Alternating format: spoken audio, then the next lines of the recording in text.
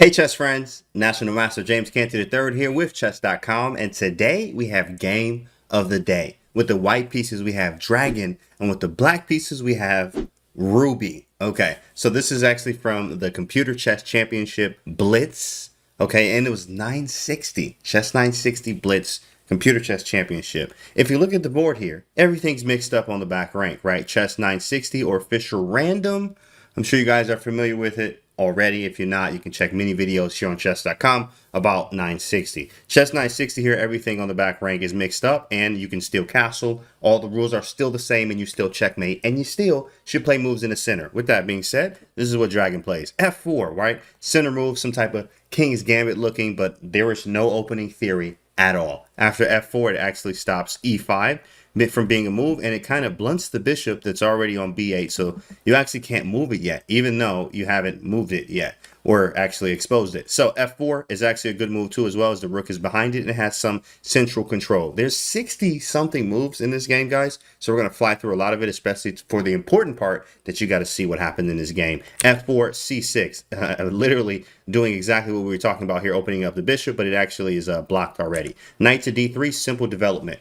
We're going to fly through the opening because you have to just get the pieces out. 960, regular openings, doesn't matter what you're playing. In chess, you have to get your pieces off the back rank. In a way, obviously don't hang all your pieces, but you got to get them off the back rank. So knight to D3, bishop C7, getting the piece off the back rank, maybe castling this way. Knight to F3, and then some G6 action, opening up the queen line, which luckily B2 is defended. A lot of times you miss that in 960. So white plays E4, and then, you know, everything's going fine, right? We just play E4, but in a way, ouch, whoa, wait a second. I thought that was defended. Bishop takes F4. Wait, what just happened here? I just lost a pawn, and I'm an engine, and I just blundered a pawn. But in a way, in fact, it is for a little bit of compensation. And I don't think he blundered this at all, but it does definitely look like a blunder because after knight takes, queen takes B2. And what do? You actually resign because that rook's gone. Now, with that being said, though, E5, okay, you start to see the compensation, locking out the bishop. Bishop has to go back, so it goes back to H6. After bishop H6, we see the A4 option, gaining some space, maybe even castling, maybe putting the bishop here as well. Let's get some more moves in. F6, which is a good move. I like this move here because what F6 does is F6 actually stops or tries to get the knight out via a capture. If you capture, then the knight can get out. Because of right now, it cannot develop. It can't get to F6 due to the pawn being on E5 and taking up some space and defended very, very well. So, all right, F6, E6, which is a cool move here, opening up the position. Hey, if you pawn takes, I got this cool move, knight to C5, and we live. Very nice action here. Both pawns are attacked. It looks pretty bad for black in many cases. So black says, I'm not taking that. D6. Okay, then G4 here, which is actually a great move from the engine. They actually said great move, right? G4 was very great here. What does it do? It actually opens the queen up same way as G6, but in a way that also threatens, or maybe you might think I might go H4 and G5 as well. So very clever move here. G4 is nice. Then you have A5 here, moving the rook up, maybe gaining some space, sort of just a waiting move in a way, trying to see what white does. White plays C3, opening up the bishop line, and we still haven't got to the big part of the game yet. There's a lot of moves, so let's get the pieces out. Bishop G7, H3, defending the G4 pawn, and then G5. G5, making more space, expanding. Also, what piece is really bad? This bishop, if we go back a move, gross bishop, has no squares. You forgot it was even there. So he played G5 here, and after G5, there was bishop to G6, and after bishop G6, we're actually on the diagonal. That's what we want. So bishop G6, knight to D4 from Dragon. Nice move, going into the position where the nice square is. We carve some squares around these pawns and then black's position so we can plop the knight on F5. Knight D4 and H5, opening up some lines and diagonals and files. We need to open some stuff up. Why not? Nice little pawn structure. Let's attack G4. H5, knight F5 from white, and knight H6 from black, actually saying, nah, you're not going to stay there too long, buddy pal. And white plays queen G2 because actually, not only are we attacking F5, G4 is hanging as well. So queen to G2 defends it. And bishop G6, we got developed. We're doing fine. Everything's fun, right? Everything's doing well. White has to do the same here because we're not looking the best. Knight to C1 was actually hit with great move by the engine here. Of course, says great move. And that's what it says. Because after knight to C1, it is a great move. It just opens the bishop up. Maybe rerouting the knight as well. but it's sometimes very hard to find these undevelopment moves just to make good moves. Knight to c1 and then queen to h7, attacking f5, putting more pressure onto the knight. But it doesn't really matter. You're not able to capture and win anything. So white goes knight to e2 with the intention of knight g3 or d4. g4 is hanging right now, so be careful with knight to g3. Rook h8. Look at the piece cluster over here. All the pieces are over here trying to work together and get something going on this side of the board. White doesn't care. And Dragon says, okay, bishop d3, I'm going to do my thing. King c7 and king c2, right? A little bit of bomb cloud action here, like king e2 stuff. But we could have castled, obviously. White could go this way, and black could castle this way, but they chose the king c2 and king c7 options, which is totally fine. And in fact, it may look like I'm stepping on this line, but everything's fine because the knight is defended. H takes g4, h takes g4, no tactics here. And black plays c5. Let's open some lines up, maybe bring the rook up eventually to c6 if possible. Of course, the bishop does stop us here. Maybe move the knight to c6, right? A weighty move in a way, also maybe stopping b4. But in fact, it actually provoked b4 because right now b4 is a wild looking move with the king here, but also we're first to open lines. Even b7's very weak as well. After c5, b3 from the engine, or from Dragon, the engine, or Stockfish, actually likes b4, which is a little bit better. In fact, it just looks really nice. b4 is a very cool move to make, isn't it? But b3 was the move from Dragon.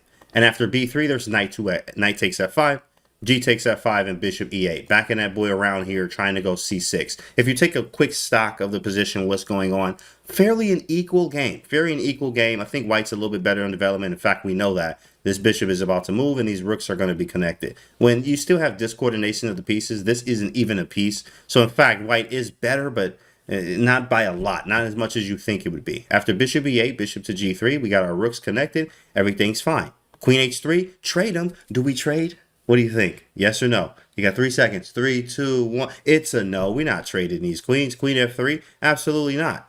Because he wants to trade because we have a bad position. You trade in bad positions or cramped positions most times. So queen f3, we're getting out of the way. Bishop to c6, hit the queen, free tempo. And then we could move the queen, which is a possibility. Bishop e4 is a little bit better. Trading one of your most active pieces, which is a very good move. Queen to h5, and should we take? No, we don't. We take on c6 first. And if queen takes f3, we come back with the bishop, obviously. So b takes c6 and queen over to e4, defending the knight. Queen d3 was also a move as well. Okay, queen to e8, backing everything up. If you notice here, black's like not doing a lot. They tried to trade. The pieces aren't out. But again, white hasn't done that much either. I mean, all of our pieces are still past, third. We got 2 pieces, a few past the third rank. In fact, 1 piece and 2 pawns. But we do have space, which matters. All right, here it is. White plays this first move. This is where it's about to get wild. This is where we can slow down slightly and figure out what's about to go on here, right? Pieces are out. We did some trades. We're still trying to figure out king safety. White to move in this position. What would you do? Here it is. The move right here was actually break it open. B4 for the score. What do you mean here? Absolutely. That's a nice move there. B4 for the score. Attacking all of this. Just trying to open up some lines. My king is actually a little bit safer than black's. I have a dark square bishop that's on some files here. I mean, this looks kind of scary for the black king. When on the other side, I mean, white can just kind of hide in a way. B4, cool move. C takes B4. C takes B4. And then this move right here was very strange. Rook A7. Rook A7.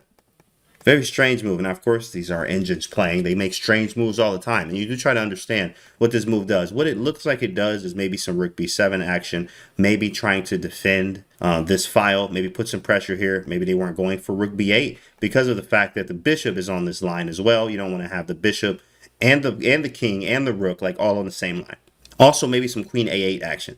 After moving the knight, Queen to A8, maybe defending, and bringing this rook over to B8. Remember, all the pieces where they're clustered over here? Now he might be trying to do the same over here where his king is. Rook to A7, Rook F to B1.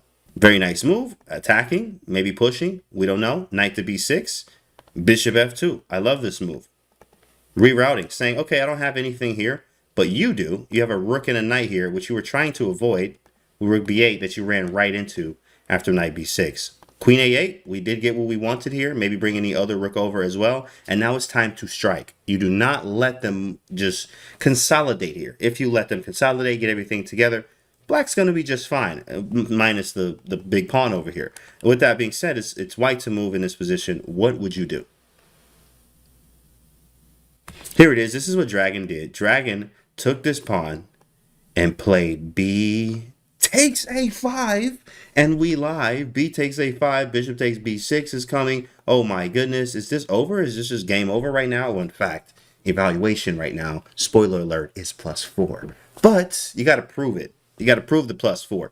After B takes A5, knight goes to D5 saying, ha, none of that. Now you could just take the rook, which most people would do, most humans, but believe it or not, I mean, as a human, you probably still losing this, but right now it's actually closer to equal, maybe like +1, just a little. It's baffling in a way to see that bishop takes A7 is not the move, and it's not as bad anymore for black. Right here, it's really bad. Taking the rook, not as bad, strange.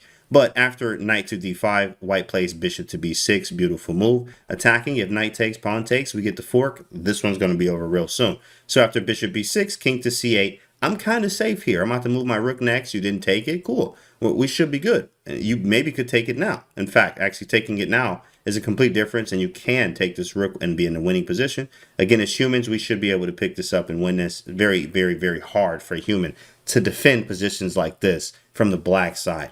But with that being said here, white played queen to c4. Dragon chose a better move.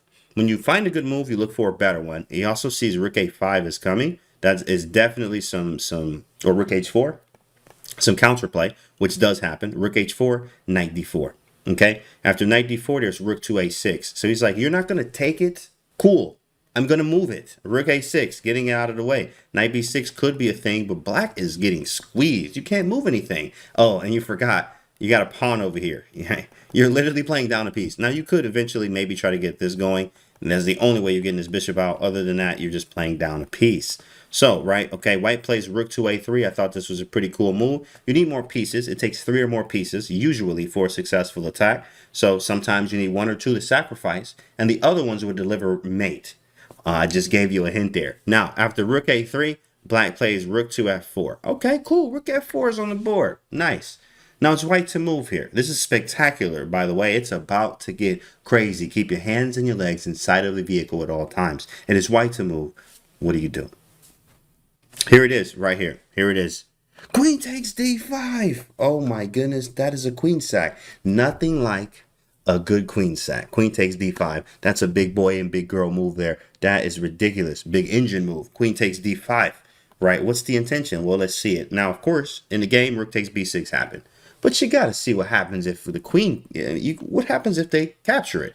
Well, that's up to you to find right now. White to move, what would you do? Pretty obvious. Well, that's why the rook's on a3. Rook c3 check. King can't go to d8 or d7 or c7 or anything 7 except b7. King to b8 runs into the same thing as king to b7. But after king to b7, what is the move? And I bet a lot of you are going to get this one wrong. It is white to move. What do you do now?